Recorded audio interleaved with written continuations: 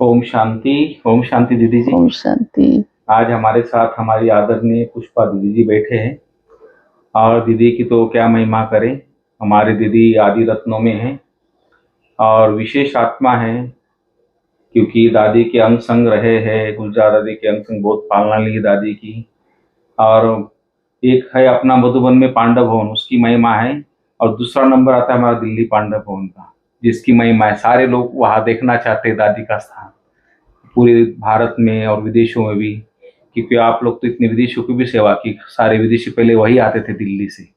तो आप कैसे उनको सुलाते थे, कितनी सेवा करते, मैं देखा था प्रैक्टिकल से हॉल में सुला के, इतना लोग का खाना पीना लाना ले जाना। आपको याद है? जी जी।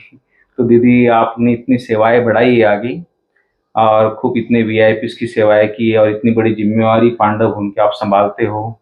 इतने सारे वीआईपी आना जाना, और साथ साथ आप मधुबन की सेवाओं को भी जब भी मुन्नी बहन बुलाती है, आप यहाँ पर भी सेवाएं देते हो, आते हो, खास अपना टाइम देते हो, और वार्ड्स में भी जाके अपनी सेवाएं देते हो। तो ऐसे दीदी, हमारे महान दीदी हमारे साथ आज बैठे हैं। तो दीदी जी के मुख द्वारा सुनेंगे। दीदी जी आपसे पूछना चाहते हैं कि आप शुरू शुरू में किस तरह ज्ञान में आए थे। छोटेपन से आप ज्ञान में आए थे, सुना मैंने। तो आप किस तरह ज्ञान में आए और कैसे अपने को जीवन समर्पित करने की प्रेरणा आपको आई? सबसे पहले ज्ञान में हमारे पेरेंट्स 1960 में चले जी। और वो रेगुलर सेंटर पे जाया करते थे। उस समय हमारी आयु बहुत छोटी थी जी। और पहली बार मेरी मुलाकात मम्मा से हुई, क्योंकि बाबा और मम्मा रजौरी में आया करते थे। दिल्ली में रजौरी गार्डन का सेंटर उस समय बड़ा था, किराए पर था, कोठी थी। सभी सेंटर्स किराए पे ही होते थे।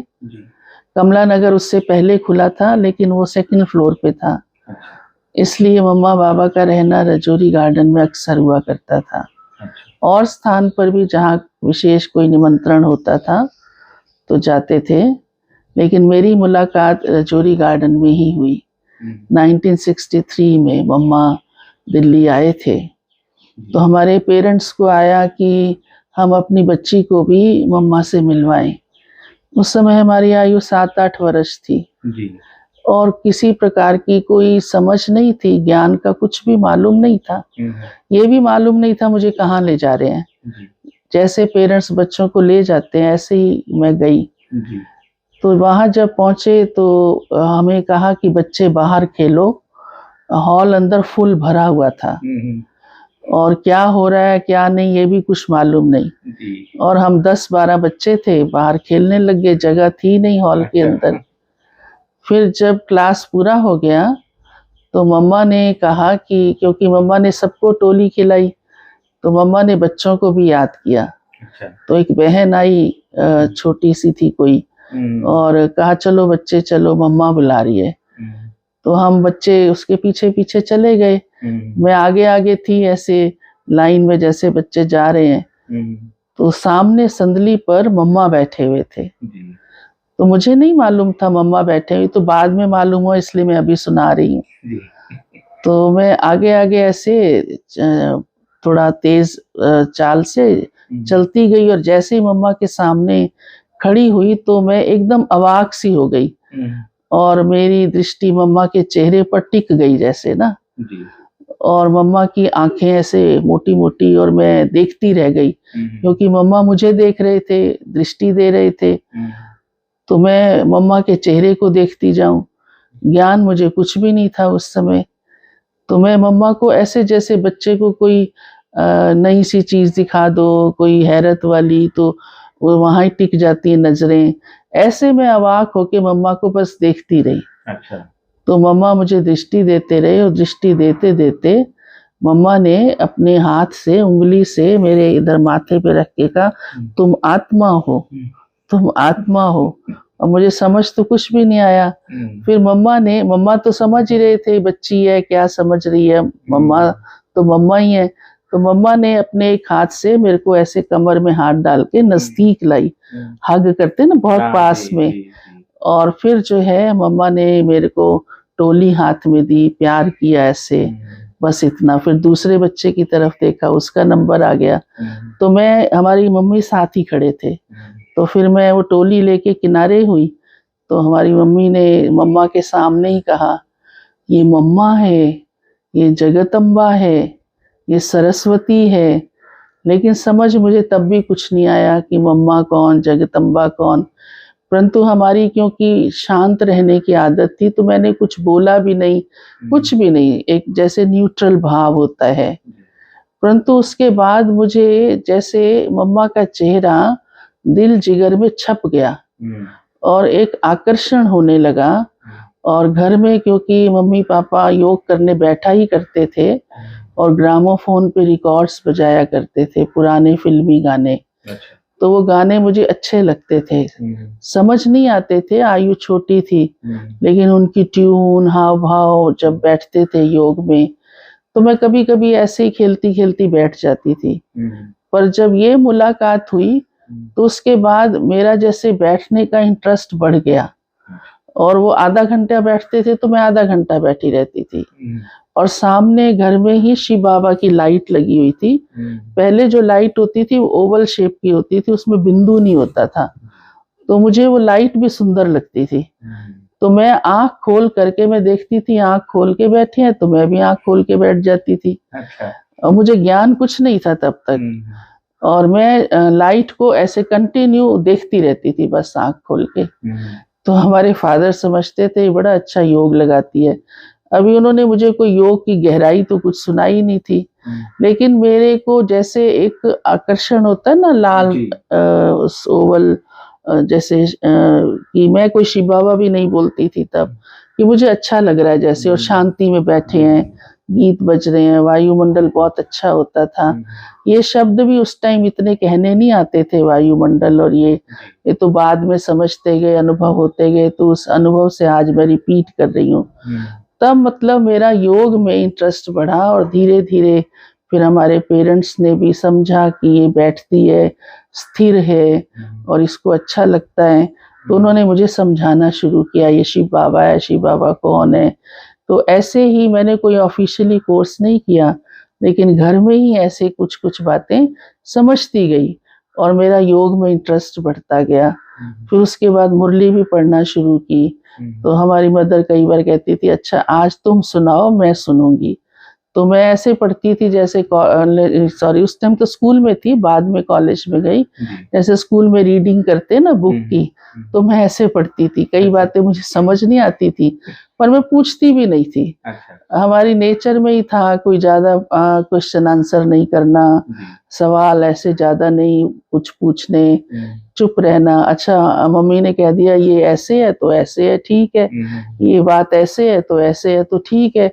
तो हमारा इंटरेस्ट लेकिन इस लाइन की तरफ, जैसे एक आकर्षण होता है ना स्पिरिचुअलिटी का, वो हमारा बढ़ता चला गया। और फिर हमने धीरे धीरे अपने पेरेंट्स को कहना शुरू किया कि मैं भी सेंटर जाऊंगी। तो वो फिर कहते थे तुम्हें तो स्कूल जाना है, तो संडे को हम तेरे को ले चलेंगे। तो वो कभी ले जाते थे, कभी नहीं ले जाते थे। तो जब मेरा इंटरेस्ट बढ़ गया तो फिर मैंने कहना शुरू किया कि नहीं, मैं रात को ही अपनी तैयारी करके और सुबह मुझे जरूर जाना है। तो वहां पर उन दिनों ऑलराउंडर दादी रहा करती थी, और मनमोहिनी दीदी। तो मनमोहिनी दीदी की पालना हमारे परिवार को मिली। और ऑलराउंडर दादी ने ही, जो गुलजार दादी की अलौकिक माता जी, उन्होंने ही हमारे पेरेंट्स को कोर्स कराया था। और हमारी मदर को ज्ञान में खींचने का मनमोहिनी में ही ज्यादा था, क्योंकि पहले हमारे फादर ने कोर्स किया। फिर 1965 में मम्मा अव्यक्त हो गए, तो बाबा ने दीदी को मधुबन बुला लिया। तब वहाँ ऑलराउंडर दादी ही थे। फिर हम तब जाना धीरे धीरे जैसे शुरू हो गया, हमारा इंटरेस्ट बढ़ता गया। फिर हमने बीच बीच में बाबा से भी हमारा मिलना हुआ, और बाबा रजौरी आए हुए, ठंड के दिन थे बहुत, तब जितने भी सेंटर्स 6-8 खुले हुए थे, ज्यादा नहीं। और सभी को कहा जाता था कि बाबा आए तो सभी का क्लास वहां ही होगा। सब बसी से, साइकिल से, ठंड से पहुंच जाते थे। ये बात बहुत पुरानी है, क्योंकि 60s की है समझ जी, लीजिए। जी। तो बाबा इतनी पालना देते, इतना प्यार करते कि खुद बाबा खड़े हो जाते थे चाय पिलाने के लिए अच्छा। कि बच्चे ठंड में आए हैं तो सबको चाय गरम-गरम मिले। जी। तो तख्त बिछा के तख्त पे बाबा खड़े हैं और मैं अपनी मम्मी के साथ गेट पे एंटर की हूँ, तो गेट के सामने ही पैसेज था बड़ा जी। और साइड पे एक बनेर बनी हुई थी, उस पे मिट्टी के कुल्हड़ रखे थे अच्छा। धुलाई करके। हाँ, हाँ। पहले चाय मिट्टी के कुल्हड़ों में ज़्यादा, हाँ, ये चीनी के कप तो रिवाज हाँ। थोड़े होते थे पहले, लेकिन इन जनरल जो है जनरल। वो मिट्टी के कुल्हड़। जी। स्टेशंस पे भी चाय मिट्टी सब के उसी कुल्हड़ पे पे था। मिलती थी। जी। तो बाबा केतली लेके खड़े हुए थे, तो हमारी मम्मी ने कुल्हड़ लिया एक और बाबा जैसे कोई आता जाता था तो बाबा के सामने कुल्हड़ करते थे और बाबा उसमें चाय डाल देते थे। जी। तो बाबा ने कहा बच्ची को भी चाय पिलाओ, अच्छा। क्योंकि वो एक ही कुल्हड़ नहीं थी। हाँ।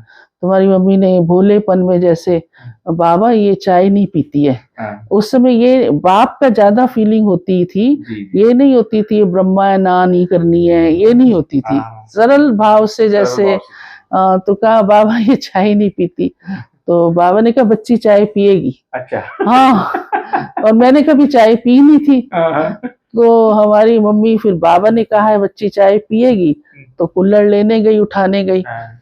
1 मिनट आधा मिनट भी नहीं लगा होगा, हाँ। इसी बीच में बाबा ने वो केतली जो हाथ में पकड़ी हुई थी ना, हाँ। वो मेरे मुंह के आगे कर दी। तो मुंह में डाली नहीं, लेकिन ऐसी एक्शन की कि केतली से ही चाय पिला देता हूँ सारी जैसे ना। तो मैं कोई डरी नहीं, घबराई नहीं, लेकिन शांत अवस्था में जैसे ना साक्षी होता है कोई बच्चा, कुछ जी, समझ तो इतनी आ नहीं रही कुछ। जी, जी। तो फिर हमारी मम्मी तब तक कुल्हड़ ले आई हुँ। और फिर बाबा ने उसमें डाली चाय हुँ। और फिर हमारी मम्मी ने मेरा हाथ पकड़ के किनारे पे बनेर पर बिठाया हाँ। और छोटे थे क्योंकि, और हमको चाय पिलाई। हुँ। और तब से हमारे को चाय एक वरदान बन गया समझ लो। और मेरा इंटरेस्ट भी उसमें क्रिएट हो गया। जी। तो हमारी मम्मी जब चाय पीने बैठती थी, वो हमको खुद चाय पीती थी, हमको नहीं देती थी। तो दूध का कप होता था ना, तो मैं कहती थी आप चाय पी रहे, मुझे भी चाय चाहिए। तो हमारी मम्मी अपने कप में से 1 चम्मच निकाल के हमारे दूध वाले कप में डाल देती थी। अच्छा। कहती थी हो गई तुम्हारी चाय। फिर आगे थोड़ा सा मेरे को सर्दी जुकाम रहने लगा, तो डॉक्टर ने ही कह दिया कि इसको चाय पिलाओ। तो जैसे मेरे लिए बाबा की चाय वरदान बन गई। अच्छा। और यहाँ तक कि मैं बताऊं, आज मेरी आयु 70 में प्रवेश होने वाली है। जी।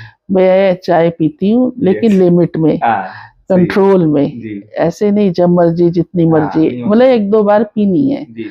तो हमको कोई नुकसान भी नहीं है उसका। जी, और ऐसे जैसे समझ लो बाबा का दिया हुआ, वो कई कहते हैं चाय छोड़ दो, छोड़ दो।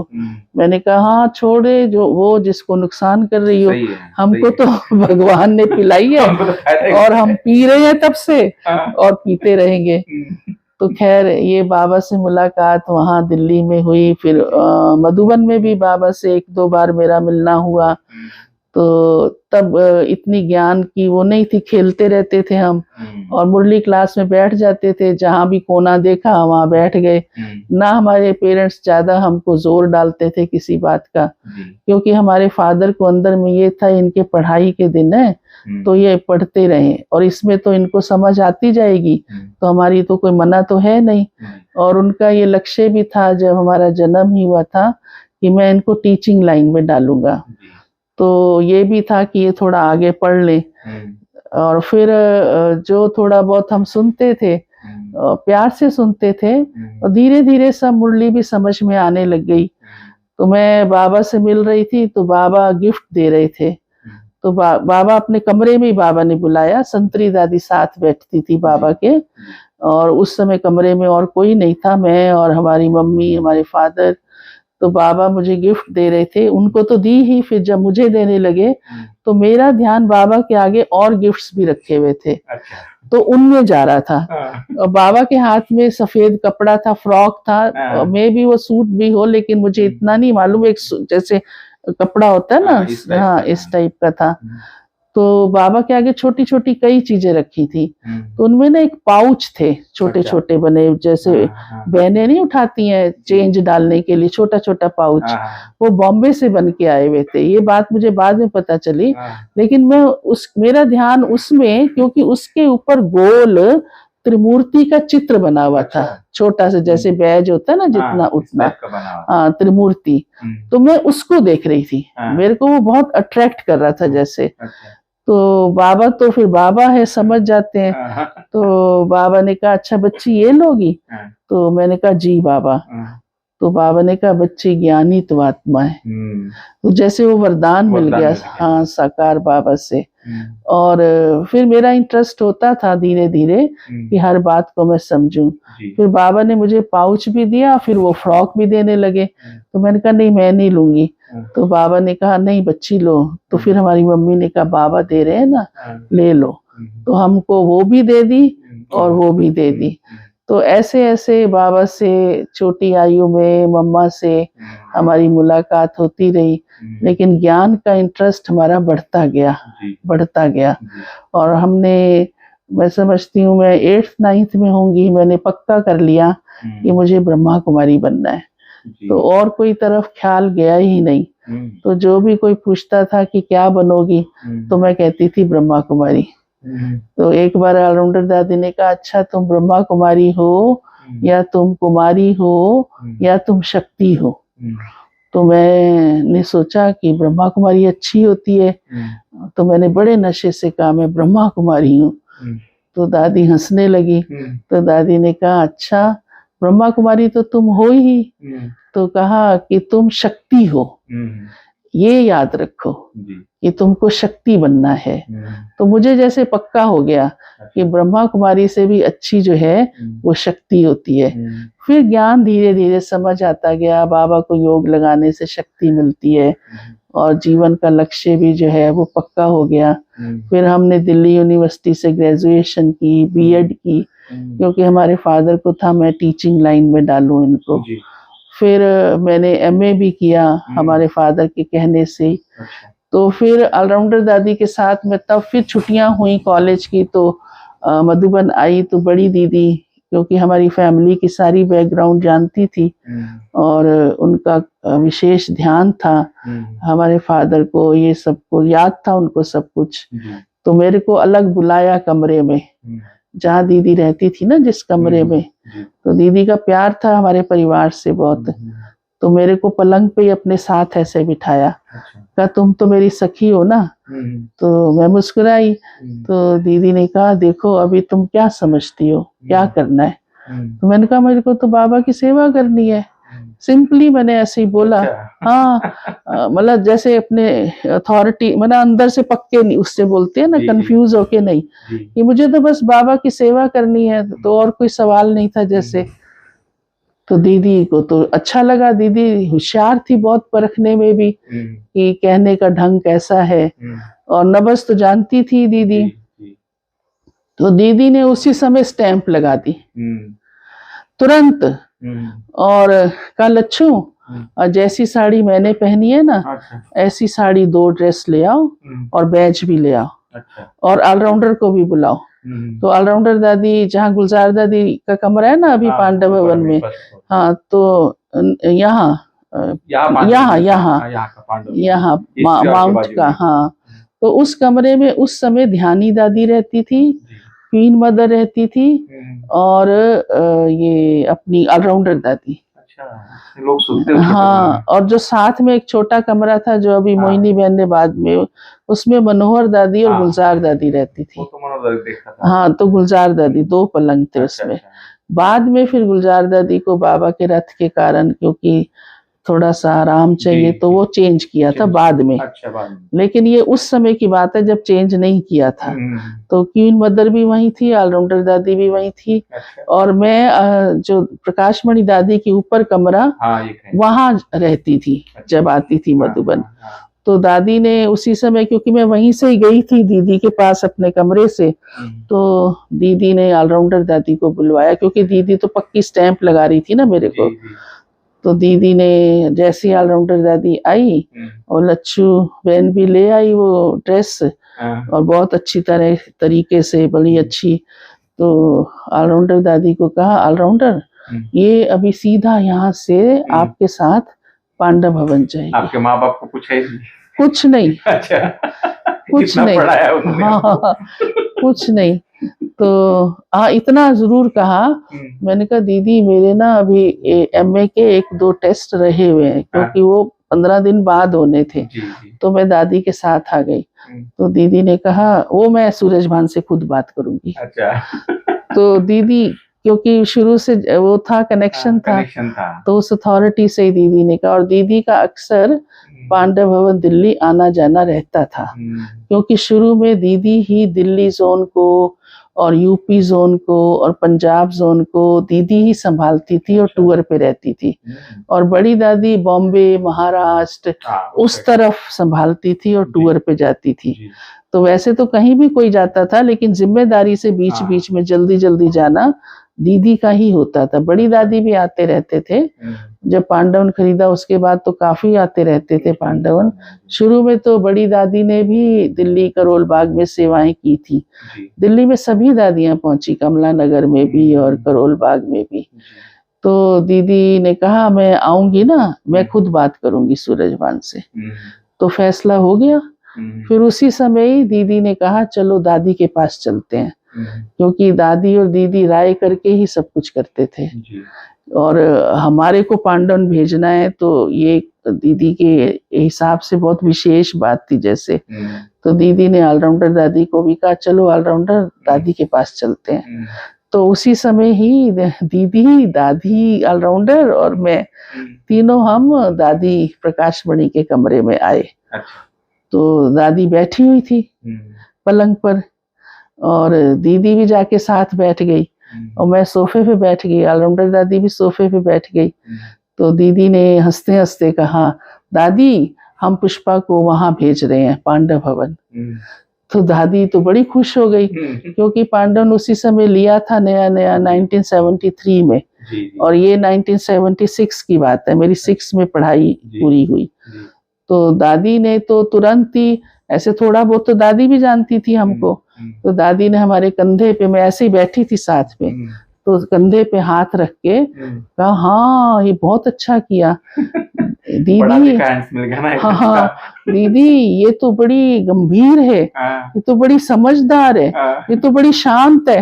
दीदी दादी ने तो वरदानों की छड़ी लगा दी, जैसे जड़ी लगा दी, सॉरी, ऐसे बोलना शुरू कर दिया। तो दीदी भी हंसती जाए, लेकिन ऑलराउंडर दादी चुप। अच्छा। तो दीदी ने मेरे को उस समय ये कहा कि देख, मेरे को इशारा करके, ऑलराउंडर से पास माना ऑल इंडिया में पास। सही बात है।